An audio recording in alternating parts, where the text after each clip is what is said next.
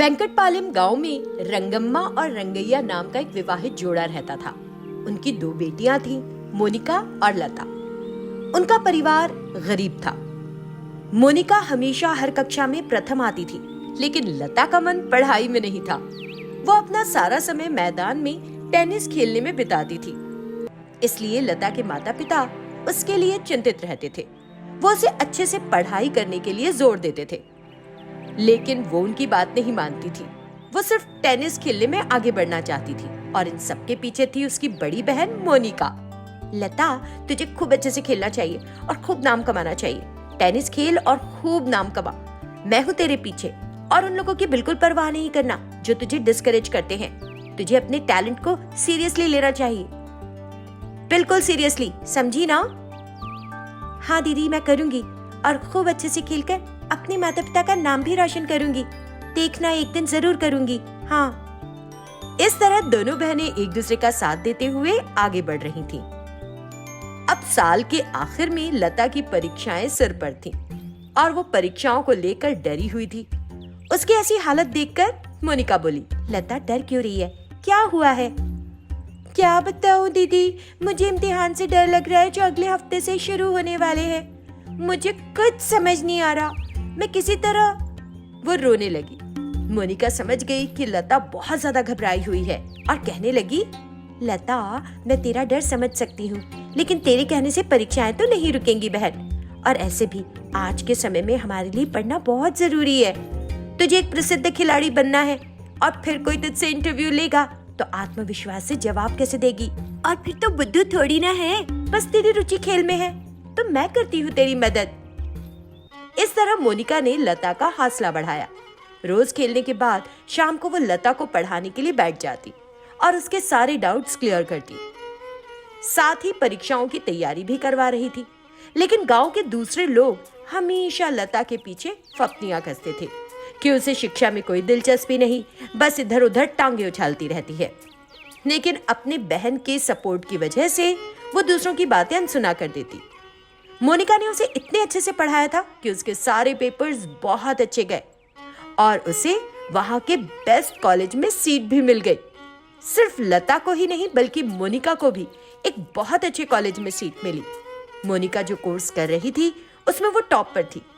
लता ने जिस कॉलेज में दाखिला लिया था वहां उसे टेनिस ट्रेनर भी मिल गए थे।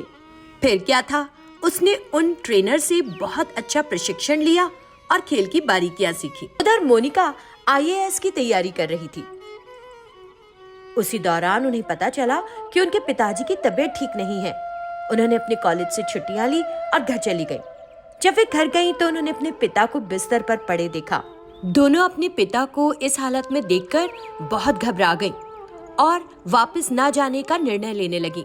लेकिन उनके पिता रंगैया ने कहा, मेरे लिए परेशान मत हो। मेरा तो बस एक ही सपना है कि तुम दोनों खूब आगे बढ़ो और अपने लक्ष्य को प्राप्त करो। जाओ और विजयी होकर वापस आना। मैं तुम्हारा इंतजार करूंगा। जाओ, मेरा आशीर्वाद तुम दोनों के साथ है। जाओ। इस तरह उनके पिता ने उनका हौसला बढ़ाया और उन्हें वहां से विदा कर दिया। अब तो दोनों बहनों ने ठान ली कि उन्हें बहुत अच्छे से पढ़ाई करना है और अपने पिताजी का नाम रोशन करना है। कुछ समय बीता और मोनिका की परीक्षा नजदीक आई। दीदी, आपको अपनी परीक्षा बहुत अच्छे से देनी है, मोनिका ने कहा। और मोनिका ने परीक्षा बहुत अच्छे से लिखी और उसे कलेक्टर की नौकरी भी मिल गई। कुछ समय बाद लता को भी नेशनल लेवल पर टेनिस खेलने का मौका मिला। यही मौका है तेरा, इसे छोड़ना नहीं। इतना अच्छा खेल कि सबके लिए रोल मॉडल बन जा और उन सबके मुंह पर ताले लगा दे जिन्होंने आज तक तेरे पीछे तुझ पर फप्तियां कसी। जा, जीत के आना मेरी बहन, मैं तेरा इंतजार करूंगी। इस तरह मोनिका ने लता का उत्साह बढ़ाया। लता बहुत अच्छा खेली और अपने देश के लिए स्वर्ण पदक लेकर आई। एक तरफ मोनिका IAS बन गई थी तो लता ने स्वर्ण पदक जीत लिया था। दोनों ने अपने अपने मेडल्स अपने माता पिता के हाथ में रख दिए।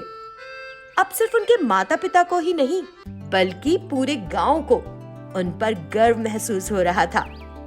जो लता पर फप्तियां कसते थे आज वो उसकी वाह वाह कर रहे थे।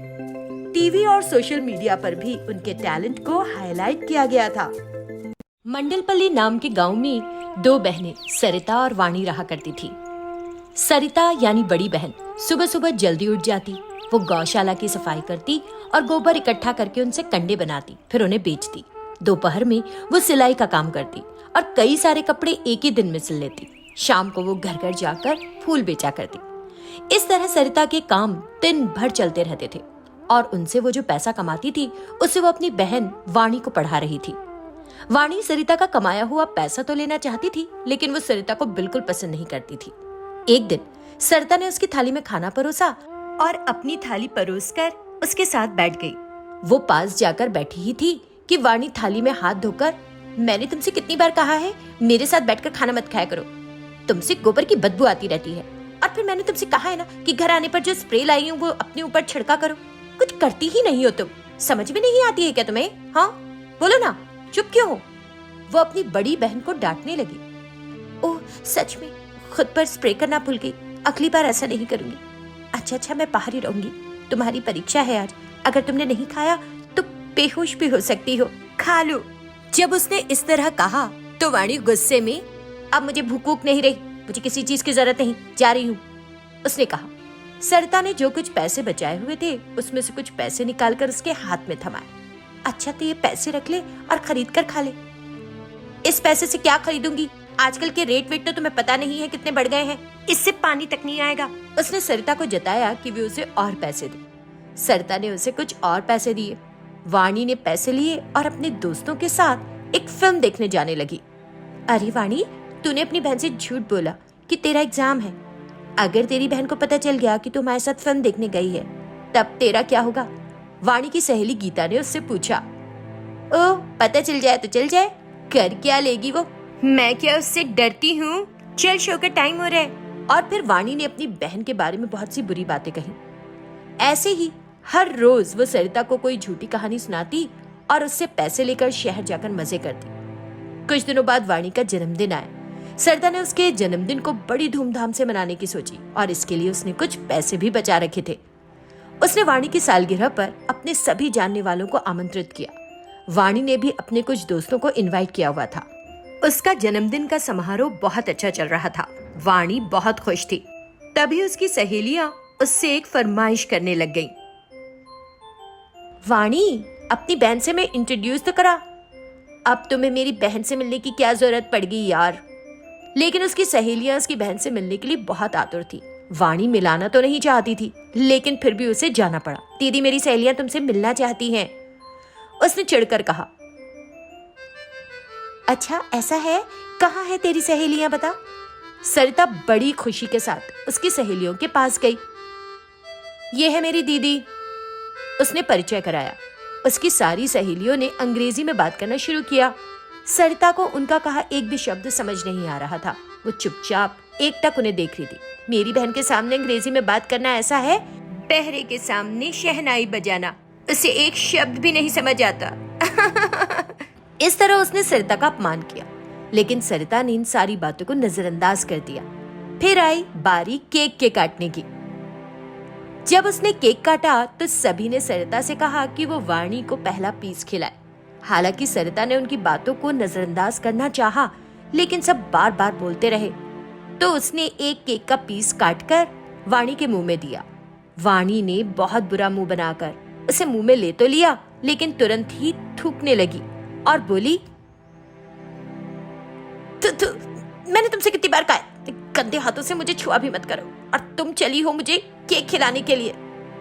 उसने एक बार फिर सरिता का सबके सामने अपमान किया। सरिता को बहुत बुरा लगा।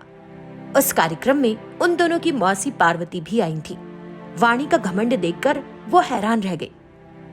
अगले दिन भी वो उनके घर ही थी। वो एक ऐसे मौके की तलाश में थी जब सरिता ना हो। जब उन्होंने देखा कि सरिता किसी काम से बाहर चली गई है, तो उन्होंने वाणी से ये कहा, वाणी, तूने जो कल किया वो सही नहीं था। तेरी बहन बहुत अच्छी लड़की है, उसे मान दिया कर। मौसी के ऐसे कहने पर वाणी को गुस्सा आ गया और बोली, आप कौन होती है मुझे नैतिकता का पाठ देने वाली? मेरी बहन उपले सेकने के अलावा कर क्या सकती है, पढ़ी लिखी तो है नहीं। वो सरिता के बारे में गलत बातें कहने लगी। पार्वती का क्रोध बढ़ गया और बोली, और तुम खुद कौन हो जो पैसा वो कमाती है उसी के तो मजे करती हो।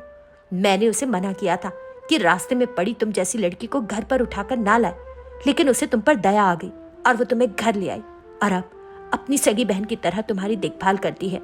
हमने उसे शादी करने के लिए कितना कहा, लेकिन वो तुम्हें पढ़ाना चाहती है। ऐसा नहीं कि वो खुद नहीं पढ़ सकती, लेकिन काम नहीं करेगी तो तुम्हारी पढ़ाई कैसे होगी, ये बात कभी सोची? उसने वाणी को सच बता दिया। वाणी को अपनी गलती का एहसास हुआ और वो रो पड़ी। उस दिन से वाणी सरिता का सम्मान करने लगी।